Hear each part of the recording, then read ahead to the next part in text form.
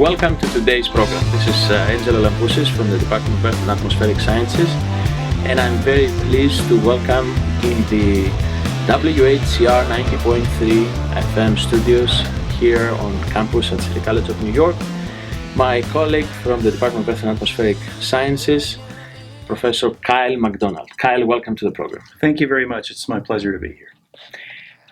Professor McDonald has over 25 years of experience in microwave remote sensing of terrestrial ecosystems.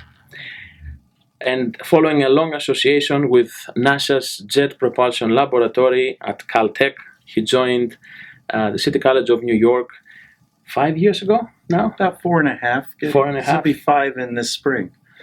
Yeah, approaching 5 years. And where he was awarded right here at City College of New York the Terry Elks Professorship. Kyle, your range of fields is very long and our time is very short. So with your permission, I would like to bring up some aspects of doing what you do in terms also of perspective. Mm-hmm. And I would like to start from my own perspective because I have known you for 4 out of these 4.5 years working on campus. And then I got an opportunity to work with you in one of your projects in Alaska, which was my first time. North Slope. And at that time, I didn't know what to expect. And I have to admit, it was a very informative experience for me. Not only because I've never been there, but watching you working in the field with a number of collaborators, and it was a very informative experience.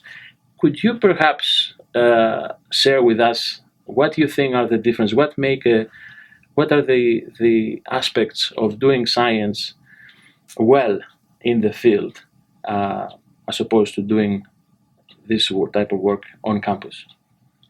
Well, this is an interesting question. Our field is earth science.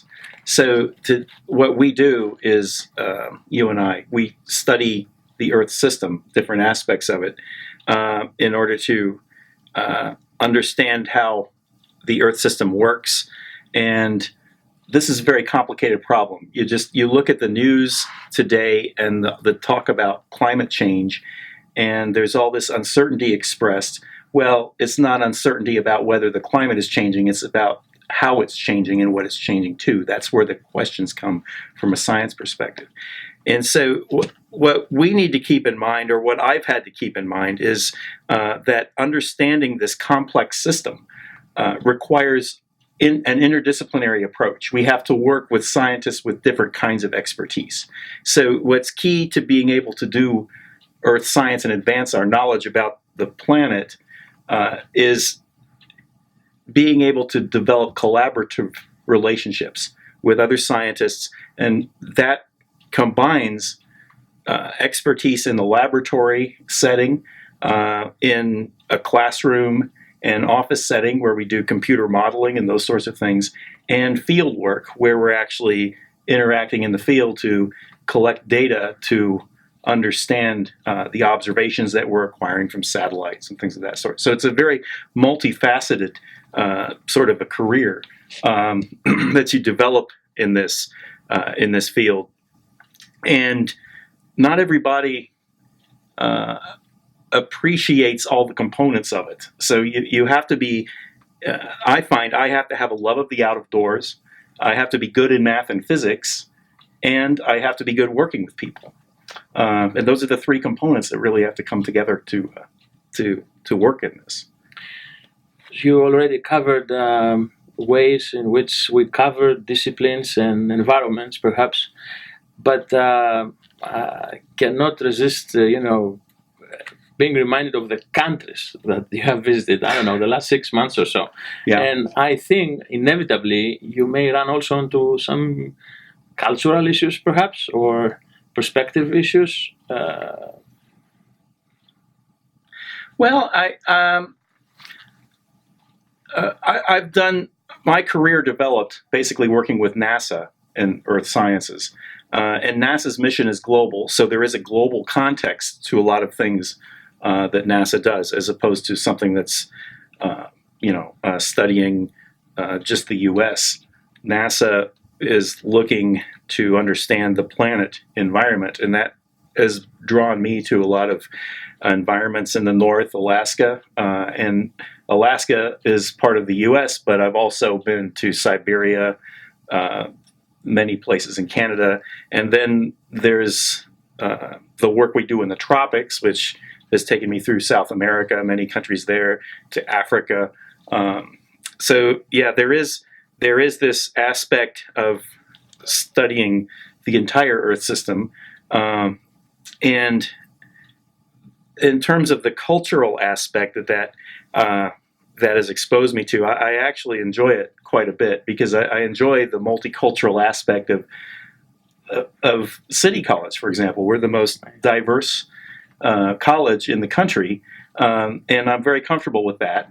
And I see it as a good thing, but it also complements my work very well, because I work with so many people from different countries, from Japan, from China, from Australia, from the Middle East. Many friends and relationships, professional relationships, have developed around there. And what I enjoy about that part of my work is that it allows me to see each culture or each country that I visit from the perspective of the people that live there, rather than as a tourist who's just sort of visiting and taking pictures and things. But I actually get to interact with people in their environments. And I make an effort to try to enjoy that, whether it's through social events, that sort of accompany these, or just through work interactions and understanding what their lives are like. I'm Angelo Lampusis, talking to Professor Kyle McDonald, the Terry Elks Professor for the Department of Earth and Atmospheric Sciences. Kyle, I had a question in regards to your previous career or your tenure at the Jet Propulsion Laboratory. Mm-hmm. I'm sure it was different than working at City College, working for a government laboratory. NASA has a reputation for having, I believe, the most PhDs compared to any other government agency. Recently, some of us... I wasn't aware of that. Recently, there was this movie that came out, The Martian, and made frequent references to the Jet Propulsion Laboratory. I was wondering if you can elaborate a little bit on the mission of JPL. Yeah, I did see that movie. I enjoyed it very much. But I don't think JPL's mission was fully accurately portrayed. Let me put it that way. NASA has a series of centers around the country, and the Jet Propulsion Lab is the only NASA center that isn't staffed primarily by government employees. The scientists and the engineers working there are actually employees of Caltech, and the California Institute of Technology manages the Jet Propulsion Laboratory for NASA. So my paycheck's at California Institute of Technology on it. So we're considered NASA contractors, but we operate in the same NASA family that the other NASA centers do. Each NASA center has a particular mission that it's primarily tasked with, and JPL's focus is on the unmanned exploration of the solar system and the universe. So JPL is known for sending robots to Mars, for a satellite exploration of Saturn, Jupiter, the Voyager missions, things of that sort. And this relationship goes back many years with NASA. In that movie, interesting, The Martian, JPL was involved with creating a supply mission for a manned mission to Mars. So they were building a probe to fly some supplies, and that is just not part of what JPL does. There are other centers that have that kind of expertise, but there were some things that they touched on in the movie that were relevant to JPL's work. The orbital dynamics and things like that. But my work with JPL is really came out of that kind of research that I'm involved with, which is remote sensing research, using satellites to study the Earth system. So we're using basically unmanned systems to measure and understand the Earth as a planet. That's part of NASA's mission, and JPL holds a piece of that that it does very well in the microwave remote sensing area. This is Angelo Lampousis and the program Innovation Unedited talking to Professor Kyle McDonald. We will be right back. Kyle, I want to return to a couple of specific projects of yours. The one that we mentioned earlier, the most recent expedition to Alaska, my own first time in the Arctic. Perhaps you can elaborate a little bit on what was the purpose of the trip and what was. Well, that was an interesting trip. That was a target of opportunity because, as you know, you and I have been talking about some of the geophysics research that you've been involved with and how we might use that and work together. And what happened in Alaska was we had an opportunity to go with some other scientists who were doing studies of the Arctic carbon cycle, understanding where atmospheric carbon gets taken up in the Arctic and understanding how much is released by different processes, in particular frozen soils as the soils thaw, and what happens with that. So we had a chance to go up there and take some of the equipment that you're familiar with to look at characterizing the below ground soil condition as the soils freeze and thaw below the surface. The idea is to develop an understanding as the soil thaws, what happens to the water, what happens to the carbon, what happens to the microbes that start to undergo those kinds of processes, and what happens with that. So we had a chance to collect a very unique data set, I think, that I hope we can use to further our understanding of what's happening in the Arctic system under climate change as the Earth's system warms. Mm-hmm. And I have to go on record that I was the most scared about the possibility of encountering bears, but nobody else seemed to share my fear. So I'm so glad I'm back here in one piece with you doing this interview. That is their territory. So speaking of species, if you would help us come in lower latitudes a little bit, mm-hmm. And talk to us a little bit about biodiversity and your involvement through your studies in understanding the system. Yes, that's work that we are doing, the biodiversity research, understanding the complexity of ecosystems and the life forms, the combinations of life forms that live there. We're doing this in the tropics, in the Amazon, in the coastal forest regions of Brazil. And that we're doing with Anna Carnival from biology department here, and also Joel Craycraft, who's with the Museum of Natural History downtown. The idea there is to develop an understanding of the evolutionary processes that gave rise to the biodiversity, the complex ecosystem that exists in that part of South America. You know, that's the most biodiverse, rich part of the planet, and we'd like to understand how it developed to be that way.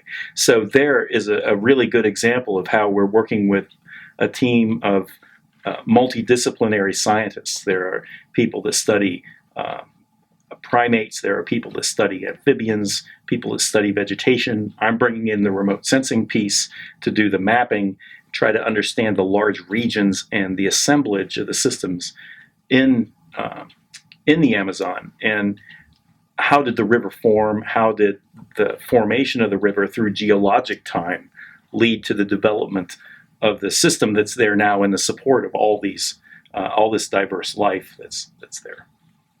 Great. In closing, I want to ask you a question mostly on behalf, if you would, of our students. You already mentioned some good qualities that are needed in your line of business, collaborating with a long list of diverse types of disciplines and people and countries and so on. For a student, and especially undergraduate student who is going through courses, perhaps recently transferred at City College of New York, what would be the qualities that she or he would need to develop to become a successful scientist? Well, in earth sciences, at the level where I'm working with large remote sensing data sets, you need very strong technical skills. And the biggest piece of advice I can give to young students coming in to our program is don't be afraid to learn how to program a computer. A lot of students just like to use a package, and this leads to sort of developing dependencies on crutches for doing the really detailed data analysis that we need to do at the graduate level, in our graduate programs anyway. So if as an undergraduate school student moving through school with your eye on developing this kind of a career, take advantage of the technology that's available to you. Don't be afraid to learn it. There are people that'll help you, but don't think that you can take some shortcut and end up just as well off. You really need to be able to develop those technical skills. Great. My background is engineering, and I moved over to science after I received my engineering degree, and I've made a career out of science now for a long time. That's an interesting trajectory and a lot to share there. Thank you very much.